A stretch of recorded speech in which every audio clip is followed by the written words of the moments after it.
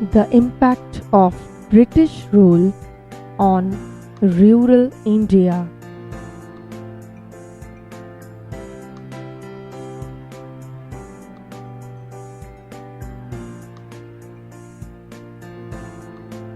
Rural Indian economy.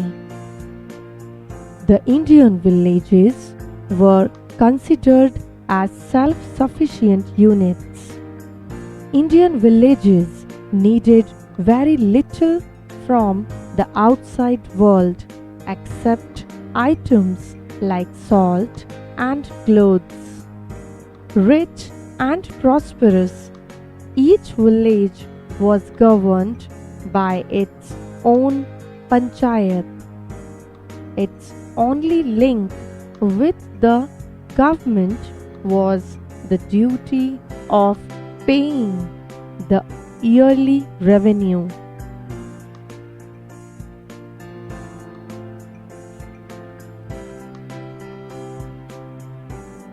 RYOTWARI settlement. A new system of collection of taxation was introduced known as RYOTWARI settlement.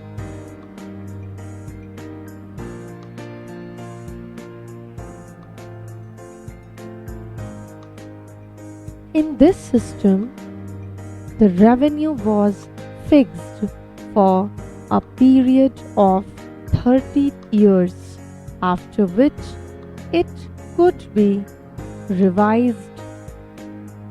It was based on the quality of the soil and nature of the crop.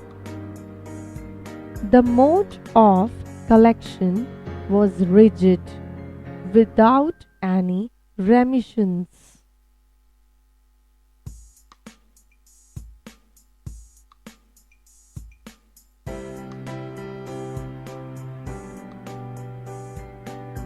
RYOTWARI system.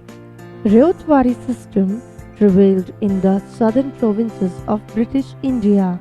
Under this system, company collected revenue directly from farmers, but they did not provide any proprietary rights on the cultivating land to the peasants. The tax was also high.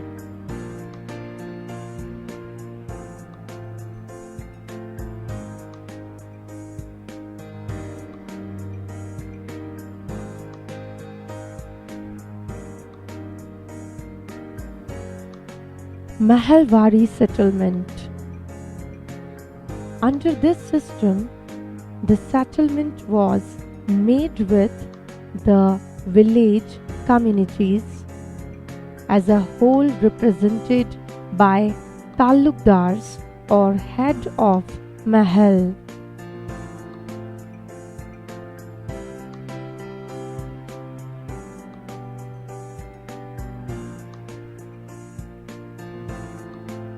The payment of revenue was the collective as well as the individual responsibility of the peasants.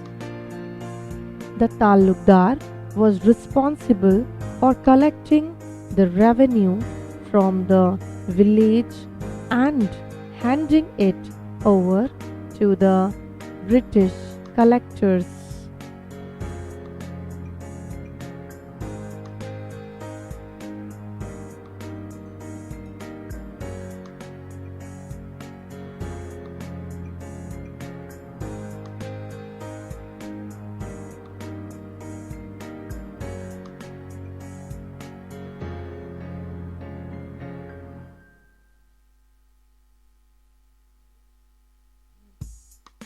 Impact of these policies.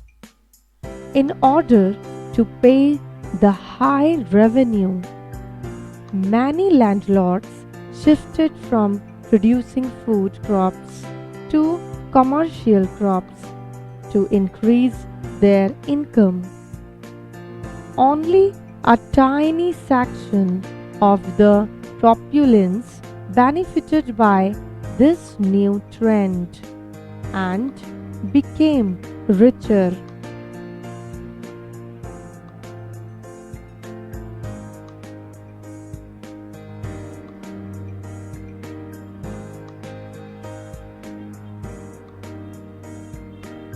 impact of these policies. The peasants and artisans were rendered jobless due to penetration of foreign goods and were forced to become laborers.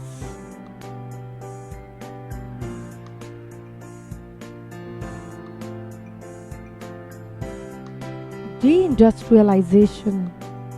India was a major player in the world export market for textiles in the early 18th century, but by the middle of the 19th century, it had lost the whole of its export market and much of its domestic market.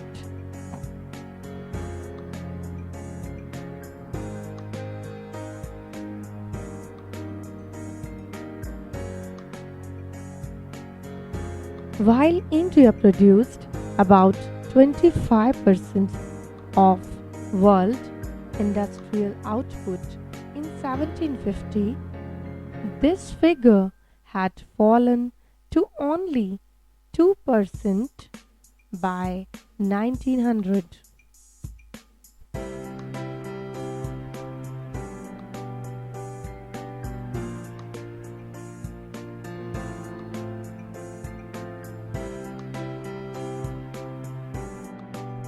Rise of new landlordism.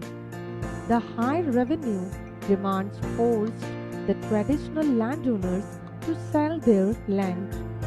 Rich moneylenders and others bought this land, and the number of intermediaries who exploited the tenants.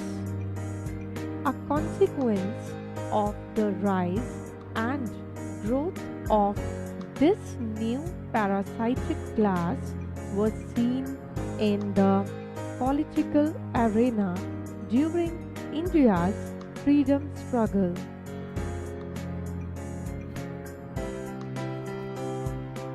Growth of commercial crops. The commercial crops, that is, plantations, were of hardly any advantage to the Indian people. They mainly benefited the Europeans, who made huge profits.